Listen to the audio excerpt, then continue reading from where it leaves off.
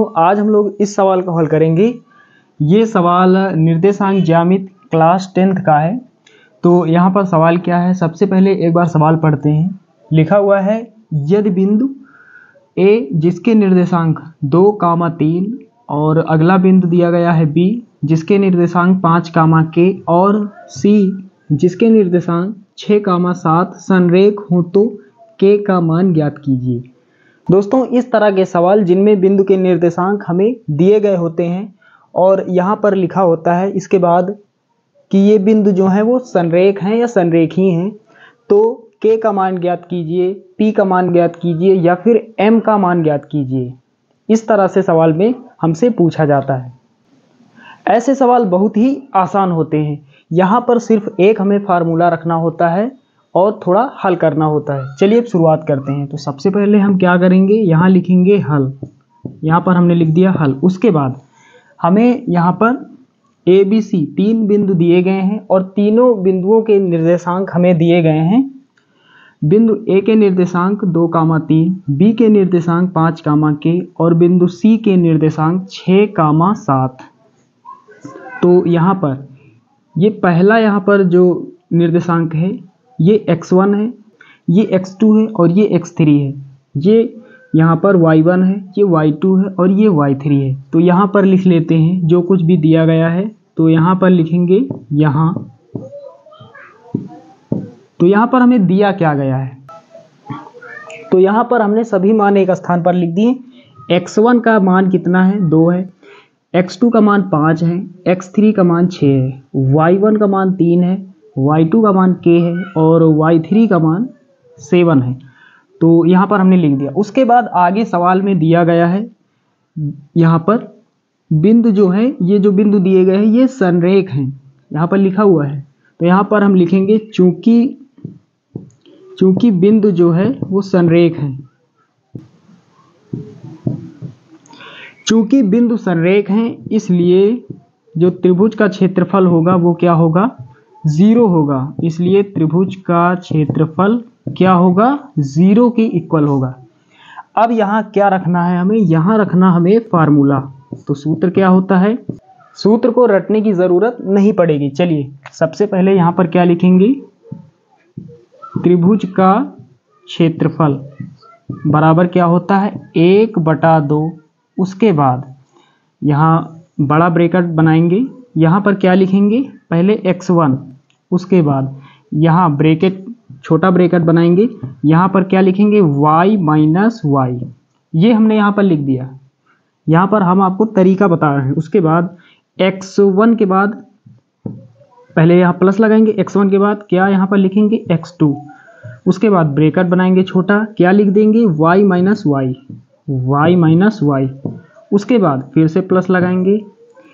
x2 के बाद क्या आता है, x3। यहाँ x3 हम लिख देंगे, ब्रैकेट छोटा बनाएंगे, यहाँ पर क्या लिखेंगे, y - y और लास्ट में बड़ा ब्रैकेट बनाएंगे, यहाँ पर इसे क्लोज कर देंगे। तो यहाँ पर अभी यहाँ पर हमने पूरा फार्मूला नहीं लिखा। यहाँ पर हमने क्या लिखा, सबसे पहले 1/2 x1 y - y लिख दिया। फिर x1 के बाद क्या आता है, x2, इसके पहले प्लस x1, x2, x3 ये तीनों प्लस के रहेंगे। x1 यहाँ पर इसके आगे प्लस है, x2 के आगे प्लस है, x3 के आगे प्लस है। ब्रैकेट में जो हमने लिखा है छोटे ब्रैकेट में यहाँ पर y - y। तो यहाँ पर क्या लिखेंगे, यहाँ पर हम लिखेंगे 23, 31 और 12। 23, 31, 12 कहाँ पर हम लिखेंगे, यहाँ पर y - y पहले लिखेंगे 23, यहाँ पर 31 लिखेंगे, यहाँ पर 12 लिखेंगे। तो यहाँ पर लिख देते हैं, पहले यहाँ पर 23 लिखना है तो यहाँ 2 लिख देते हैं। उसके बाद 3, यहाँ कितना लिखना है, 31, तो यहाँ 3 और यहाँ पर 1। उसके बाद यहाँ 12 लिखना है, पहले 1 और उसके बाद 2। तो आपका यहाँ सूत्र बन गया। एक बार पूरा सूत्र पढ़ते हैं। त्रिभुज का क्षेत्रफल बराबर 1/2 x1 और ब्रैकेट में y2 - y3, उसके बाद प्लस x2 ब्रैकेट में y3 - y1 प्लस x3 और ब्रैकेट में y1 - y2, उसके बाद ब्रैकेट क्लोज। तो इस तरह सूत्र याद कर सकते हैं बहुत ही आसानी से। आपको क्या लिखना है, 23, 31 और 12। चलिए अब यहाँ पर सारे मान रख देते हैं। तो त्रिभुज का क्षेत्रफल हमें क्या रखना है, 0 रखना है। क्या रखना है, हमें 0 रखना है। यहाँ पर क्यों रखना है, क्योंकि बिंदु संरेख है। संरेख का मतलब बिंदु जो है वो एक ही रेखा पर स्थित है। तो इसके स्थान पर 0 बराबर लगाएंगे 1/2। यहाँ पर x1 के स्थान पर कितना रखना है, 2, ब्रैकेट बनाएंगे छोटा वाला। y2 का मान कितना है, k माइनस y3 का मान कितना है, 7, ब्रैकेट क्लोज करेंगे, प्लस लगाएंगे। x2 का मान कितना है, यहाँ पर 5, यहाँ 5 लिख देंगे और ब्रैकेट में क्या लिखना है, y3 का मान 7 है, माइनस लिखेंगे। y1 का मान कितना है, 3 है, ब्रैकेट क्लोज करेंगे, प्लस लगाएंगे। x3 कितना है, 6 है, ब्रैकेट में क्या लिखेंगे, y1 माइनस y2। तो y1 का मान कितना है, 3 है, माइनस लगाएंगे। y2 का मान कितना है, k, ब्रैकेट क्लोज। अब आगे हल करेंगे। 2 इधर भाग कर रहा है, इधर गुणा करेगा। इस 2 को इधर भेजेंगे तो ये 0 के साथ गुणा करेगा। तो कोई भी संख्या जब 0 के साथ गुणा में होती है तो वो 0 हो जाती है। इधर जाकर ये 0 हो जाएगा, तो यहाँ पर 0 बचेगा बराबर, यहाँ पर क्या बचा, 2, यानी 1/2। अब ये नहीं बचा है, 2 का गुणा अंदर कर देते हैं। 2 का गुणा कैसे होगा, 2k हो जाएगा। तो यहाँ पर 2k हमने लिख दिया, माइनस लगाएंगे। 2 का गुणा 7 से होगा तो कितना हो जाएगा, 2 सते 14। उसके बाद ये प्लस लगाएंगे। 5 का टेबल 7 बार, 5 सते 35, फिर ये प्लस माइनस हो जाएगा, 5 तियाँ 15। उसके बाद ये प्लस लगाएंगे। 6 का टेबल 3 बार, 3 18, यहाँ पर प्लस माइनस होता है। और 6 का गुणा कैसे होगा, तो 6k हो जाएगा। यहाँ पर देख पा रहे हैं, यहाँ प्लस का 2k है और माइनस का 6k यहाँ पर लिखा हुआ है। तो माइनस वाली संख्या बड़ी है, क्योंकि माइनस का 6k लिखा हुआ है, तो माइनस का ही बचेगा।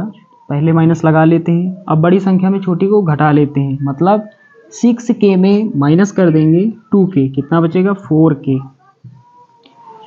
6k में माइनस कर देंगे 2k, कितना बचेगा, 4k बचेगा। कितना, 4k। उसके बाद यहाँ आते हैं, प्लस का 18 प्लस का 35, दोनों को जोड़ेंगे, कितना हो जाएगा, 8 13 का 3 हासिल 1 और 3 2 5, 53 हो जाएगा। 35 और 18 53 होगा। उसके बाद माइनस का 14 यहाँ पर लिखा हुआ है और माइनस का 15, दोनों को जोड़ेंगे, कितना होगा, 29।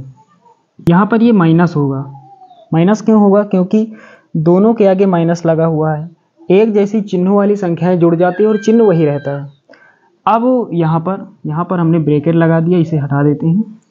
अब यहाँ पर क्या करेंगे, माइनस का 4k यहाँ पर देख पा रहे हैं, इसको इस तरफ भेजेंगे इधर, तो ये प्लस का 4k हो जाएगा बराबर। यहाँ पर 53 में घटाएंगे 29 को, कितना बचेगा, तो यहाँ पर एक इससे लेंगे, 13 13 में 9 जाएगा, 4 बचेगा। और यहाँ 4 4 में 2, तो कितना बचेगा, 2 बचेगा। तो 53 में घटा देंगे 29 को, तो कितना बचेगा, 24 बचेगा। अब यहाँ काट लेते हैं, 4 के 4, 4 छंगे 24, तो k बराबर कितना हो जाएगा, 6 हो जाएगा। k का मान हमें प्राप्त यहाँ पर हो चुका है। ये हमारा फाइनल आंसर हो जाएगा।